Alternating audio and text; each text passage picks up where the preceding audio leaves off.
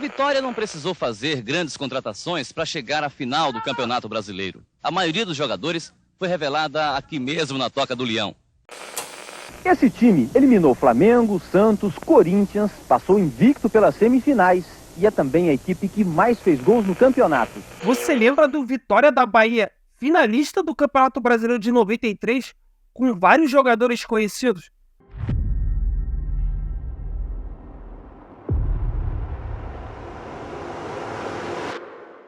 Essa incrível jornada que começa com Vitória sendo rebaixado em 1991 no Campeonato Brasileiro, na Série B em 92. Faz uma grande campanha, é segundo colocado, perde o título para o Paraná, mas nesse mesmo campeonato sobem 12 times. Você tá falando sério? Isso mesmo, 12 times para a Série A. Você é uma vergonha! Vergonha! Campeonato Brasileiro de 93, maluco, que não teve, teoricamente, rebaixamento, campanhas ridículas do Botafogo, do Atlético Mineiro. Mas antes de falarmos mais um pouco sobre o Campeonato Brasileiro, a gente não pode deixar de falar dos grandes jogadores desse time do Vitória da Bahia. A gente começa no gol com o Dida, né? O arqueiro já chamando muita atenção, seleção brasileira de base, agarrando muito, se destacando, peça fundamental nesse esquema. Outro jogador também, Roberto Cavalo. Esse aí chutava pouco, batia fácil na bola. Gol de falta que a gente não vê hoje em dia, Roberto Cavalo fazia como poucos, hein? João Marcelo, zagueirão, ex-Bahia, campeão brasileiro de 88, peça também muito importante nesse time do Vitória. Gil Sergipano e o atacante Piquete. A gente tinha também o Vampeta, que era banco desse time, pouco jogou, né? Ainda tinha o técnico Fito Neves, muito desconhecido, sem grandes trabalhos a nível nacional, né? Foi nesse trabalho com Vitória que ele realmente despontou pro futebol brasileiro. E para terminar, as duas grandes figuras, estrelas do time, né? Vamos dizer assim. Paulo Isidoro jogou muita bola, decisivo, rápido, habilidoso, técnico. Era uma peça imprescindível nesse esquema do Fito. E além do que, o atacante, né? Alex Alves, o capoeirista, uma arrancada impressionante, uma força física incrível, jogou muita bola. Um dos grandes destaques aí do Campeonato Brasileiro de 93. Esses são, na minha visão, os principais nomes do Vitória aí. Deixa também nos comentários jogadores importantes dessa grande trajetória do Vitória aí para a final contra o Palmeiras, que a gente vai ao longo do programa agora falar. E o Vitória com vários outros times disputaram esse Campeonato Brasileiro de 93, que foram reunidos em 4 grupos, né? Cada grupo com 8 times, gerando ao todo 32 times na disputa do Campeonato Brasileiro, sendo que o grupo A e B eram os clubes historicamente da elite do futebol brasileiro, passavam 3 para a segunda fase, né? Fase decisiva. E no grupo C e D eram os clubes que estavam ali vindo da Série B, mais os times que tinham feito o Campeonato Brasileiro de 92, né? E foi meio maluco, né? Porque o C e D, os 2 primeiros de cada grupo, faziam um playoff, não ia direto para a segunda fase. O primeiro do grupo C enfrentava o segundo do D, e assim sucessivamente. Então o Vitória acabou pegando o Paraná de novo, que foi segundo do grupo D, e eles fizeram 2 jogos, né? 2 empates, sendo que o Vitória, por ter tido a melhor campanha e tal, foi pra grande fase decisiva. E do outro lado também, no grupo D, o Remo, né? Passou de fase, formando então os 8 times que fariam a segunda fase do Campeonato Brasileiro de 93. E o Vitória da Bahia foi bem, né? Como eu falei, passou em primeiro lugar no grupo dele, eliminou nos playoffs o Paraná. Foram 9 jogos, 2 empates e 3 derrotas em 14 partidas. Um resultado muito bem, um time que mesclava, né, juventude e experiência. A gente vê que isso aí é o segredo do sucesso, né? Você ter essa habilidade, né, esse time de pegar os jogadores dando uma crescente muito boa e jogadores também rodados, né, para dar cancha pra garotada. E o Vitória caiu num grupo enjoado, né, embaçado. Pensado. Com o Flamengo, Santos e o Corinthians, que estava invicto na competição até então, né? O primeiro jogo do grupo seria Vitória e Flamengo na Fonte Nova, né? E deu vitória, né? Gol de pênalti do Roberto Cavalo, um pênalti muito infantil do Renato Gaúcho. Ele ali com uma tranquilidade extrema, vitória de 1-0, muito importante para essa caminhada, abrindo já vantagem na liderança. E depois enfrentaria de novo na Fonte Nova o Corinthians, né? Que tinha um timaço já naquele período, né, do início dos anos 90. Vamos dizer assim que o Vitória surpreendeu, né, a torcida abraçando demais, uma festa incrível, como sempre, né, a torcida nordestina, né, muito carinhosa, levantando os jogadores E vale destacar nesse jogo o golaço do Alex Alves. E agora? Levou vantagem Alex, clareou do lado de cá, se clareando do lado de cá, complica, olho no lance! Do Vitória! E foi ele! Alex! O craque da camisa número 7! Olha o que ele fez nessa partida. Arrancou antes do meio de campo, deu um tapa na frente, ninguém pegou, driblou. Na saída do Ronaldo, um golaço do Vitória, mais uma, abrindo 2 jogos e 2 vitórias, dando uma tranquilidade pro time respirar na competição, ficar tranquilo e colocando um ponto de interrogação na cabeça dos adversários, né? Na sequência, Vitória ia pegar o Santos, né? Fora e em casa. Contra o Santos, o Vitória foi bem até, vamos dizer assim. Começou ganhando, né? Os 2 jogos, abria vantagem, mas depois cediu o empate, né? Não sei o que acontecia, e a imprensa caía em cima, né? A gente vê que o pessoal até hoje em dia, com toda a razão, né? Sabe que o eixo Rio-São Paulo não dá as portas pro futebol nordestino, futebol do norte, né? O centro-oeste também. E nesse período aí, se a gente pegar as reportagens da época, já colocava em dúvidas, né? Se o Vitória conseguiria chegar à final, né? Ou conseguir bons resultados. Mas na sequência pegou o Corinthians. Mais uma vez, né? Em São Paulo, o Vitória começa jogando bem, né? Abrindo o placar, né? Saindo na frente. Um golaço de falta do Roberto Cavalo. Puta, que obra-prima, né? Falta perigosa para o Vitória.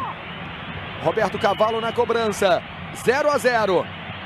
Aí a barreira do Corinthians, a cobrança. Gol!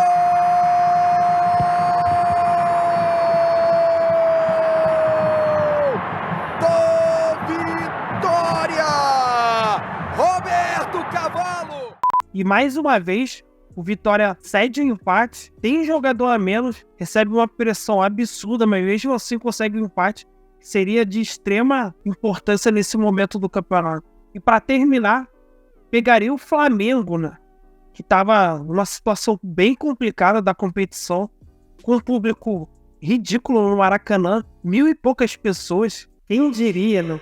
Um jogo tenso, né? O gol do Vitória sai numa jogada incrível do Alex Alves. E, mais uma vez, né? Roberto Cavalo, de falta. Golaço no cantinho. Indefensável, né? Além do que o Roberto Cavalo, como eu sempre digo, um cara mais experiente que já vinha do Criciúma, campeão da Copa do Brasil com o professor Filipão. Cara que tinha a bola parada, uma arma. E foi assim contra o Santos, Corinthians, Flamengo. Muito importante. Mesmo assim, o Flamengo ainda consegue empatar, mas sem tantas pretensões naquele momento, que já estava desclassificado. O Corinthians, mesmo ganhando, não consegue, né, passar o Vitória, e o Vitória chega então à sua primeira final de Campeonato Brasileiro, hein? E do outro lado, o Palmeiras, né, passou o rodo em todo mundo, né, passou invicto também, e enfrentaria um time enjoado, né, do professor Luxemburgo, né, um time que tinha Roberto Carlos, Mazinho, Edilson, e a dupla de ataque Edmundo e Avaí era modo apelão nível hard, né? E para você ter noção de quão surpreendente foi esse Vitória no Campeonato Brasileiro de 93, a diferença financeira pro Vitória e o Palmeiras era abissal. O Palmeiras, que tinha um patrocínio da Parmalat, que investia pesado.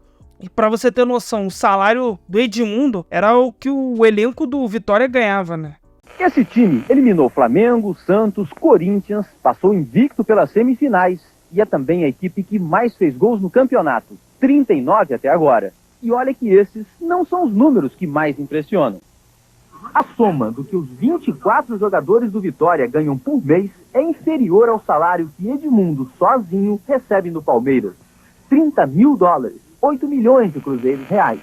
O Vitória subiu da Série B direto para a Série A, com todos os méritos, mas sem grandes investimentos, apostando muito na garotada e em alguns jogadores experientes. Como a gente vê em reportagem, os jogadores iam de Kombi, o centro de treinamento, iam treinar de Kombi, né? O sonho do Alex Alves era dar uma geladeira para a mãe dele. As estrelas do Vitória ainda não estão bem de vida. Carro próprio nem pensar. Dependem de carona ou da Kombi do clube para trabalhar. O garoto Paulo Isidório ganha 2 salários mínimos por mês.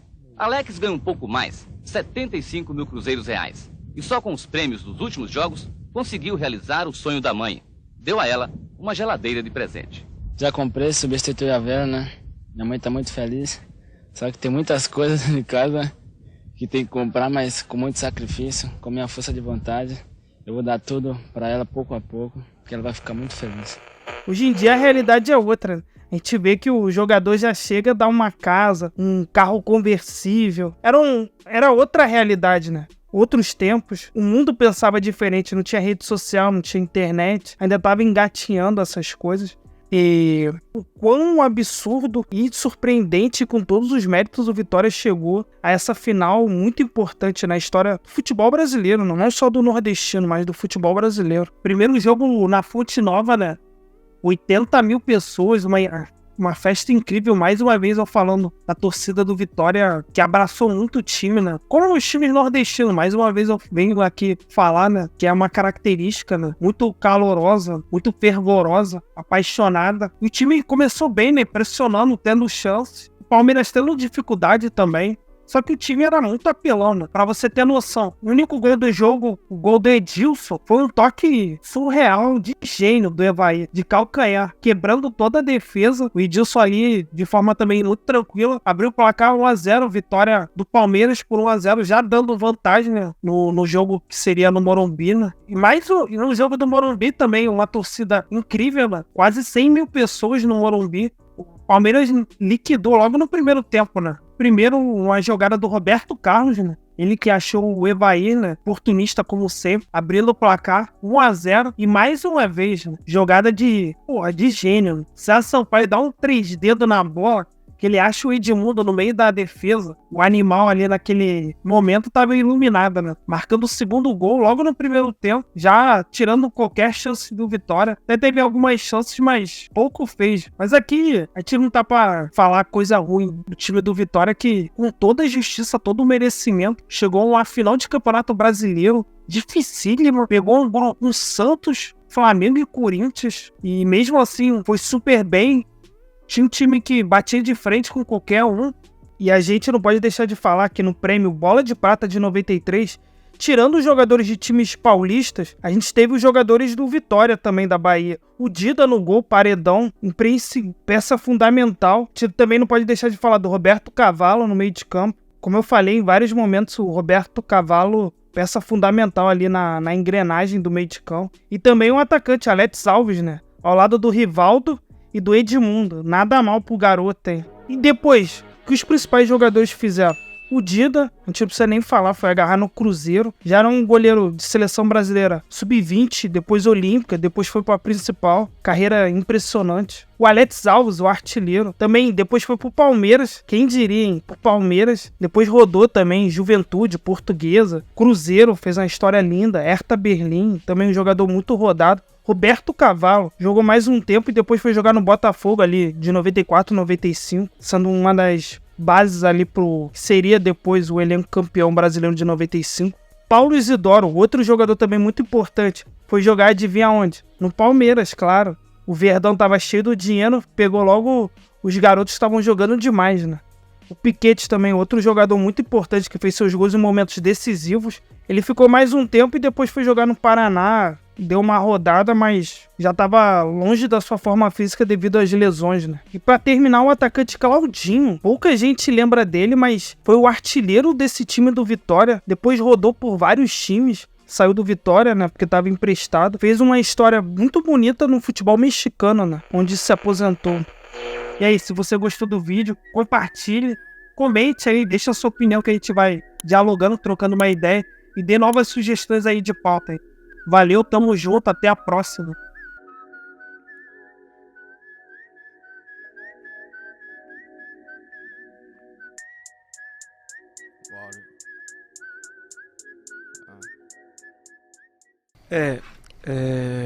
Quando cheguei no Vitória, quando o Vitória me convidou para treinar lá, eu tinha uma resistência, assim, porque o Vitória na época não tinha nenhum tipo de estrutura, né?